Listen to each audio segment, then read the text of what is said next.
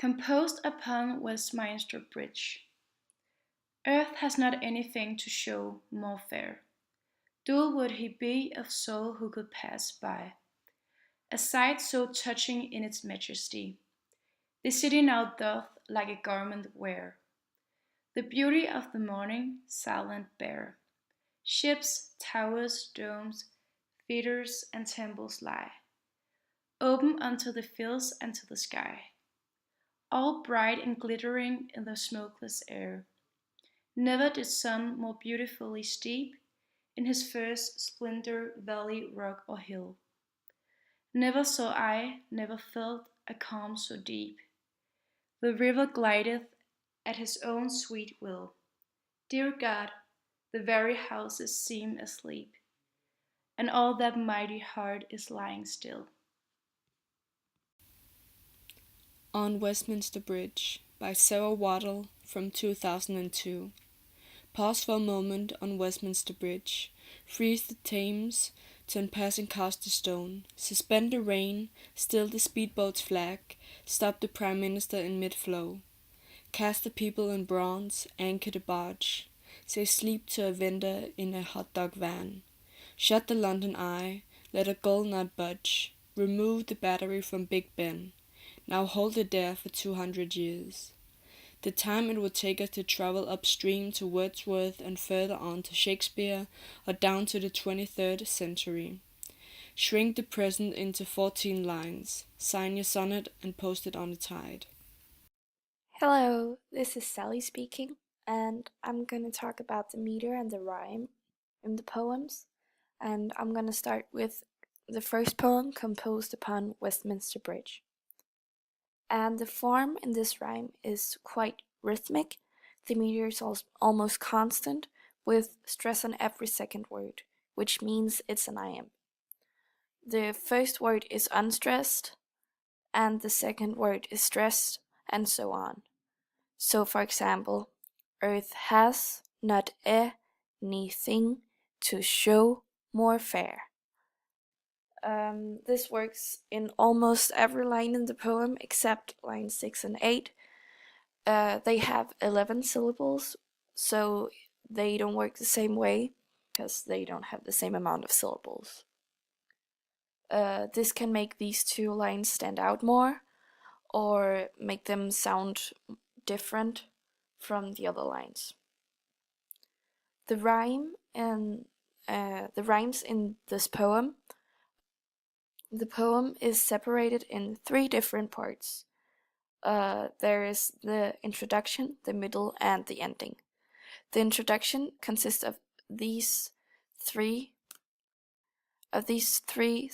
lines, and they don't rhyme at all. Fair by majesty. It doesn't rhyme. Then the next part of the poem is the middle, which is from the city now doth, and all the way to sky, open onto the fields and to the sky. And this has paired rhymes where and bear rhyme and lie and sky rhymes. And then you could say that all bright and glittering in the smokeless air rhymes with where and bear, so it's like in this middle part. The next part of the poem is the ending. So the ending starts on here, never did sun more beautiful is deep, and all the way to the ending. And they have kind of crossed rhymes or alternate rhymes. So steep, deep, asleep, hill, will, and still. There's also a lot of marks. You can, for example, see that there's a lot of colons and semicolons. This gives the effect that the poem keeps us hanging or keeps us excited.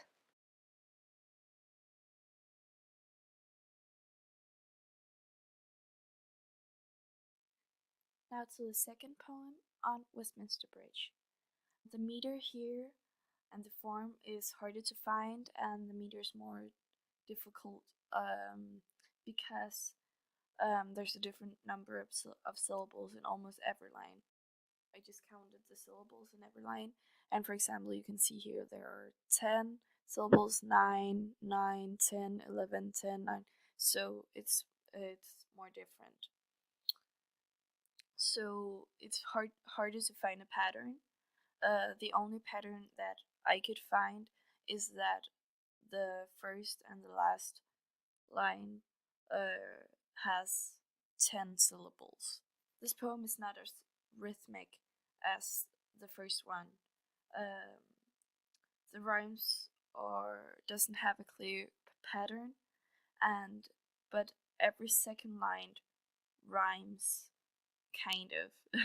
But the first and seventh and eighth line does not have anything that rhymes with it.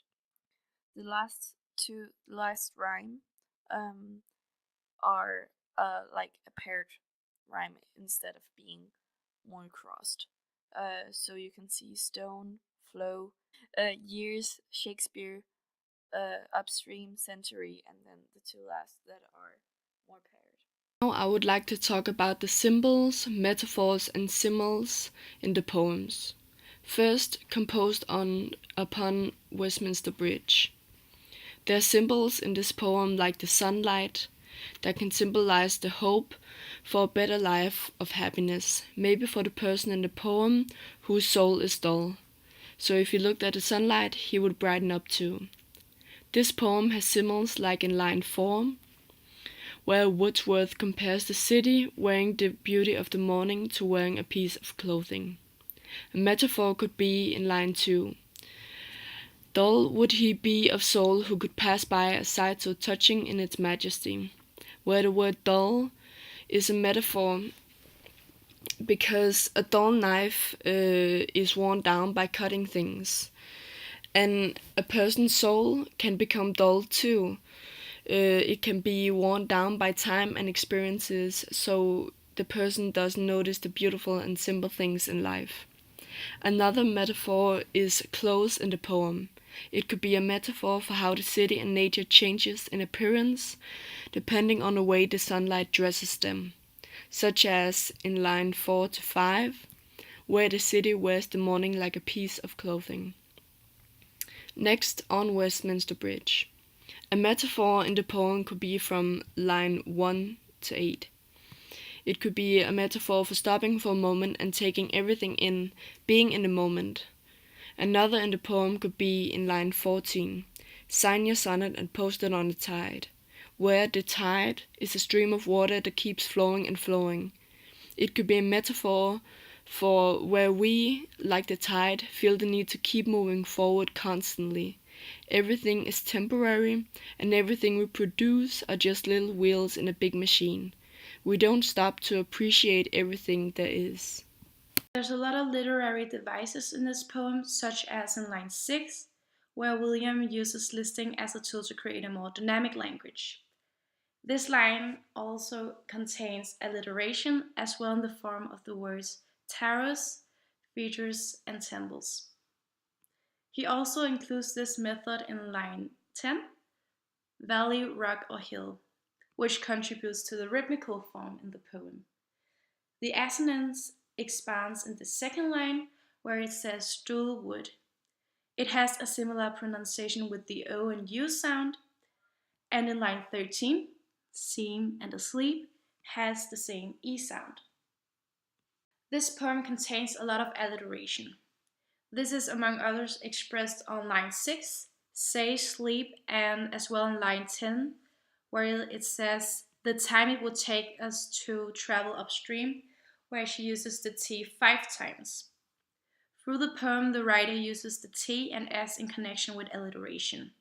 And just like in the other poem, Saul Wardle uses assonance to enrich the language.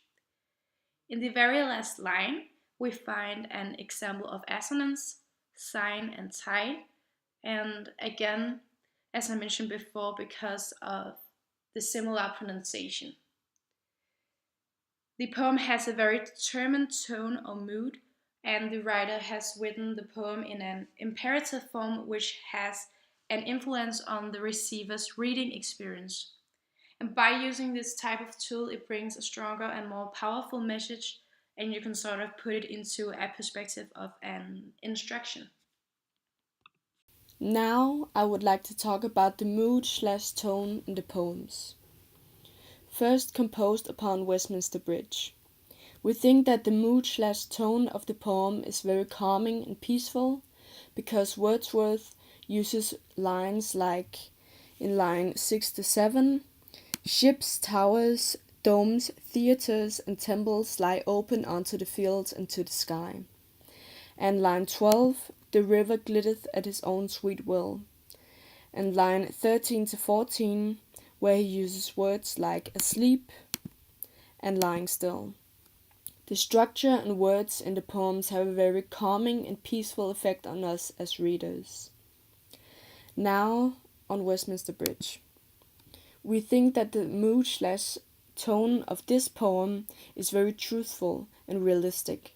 The poet, Sarah Wattle, wants to say something with this poem, and the way she forms the lines gives off a very serious mood/tone.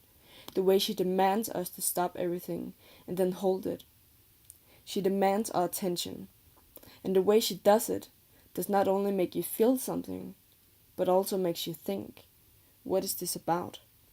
What is the meaning behind this poem?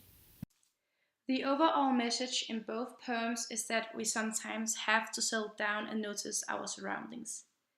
Even the smallest details and ordinary landscapes we nevertheless see every day. And maybe we don't need to stop up and think.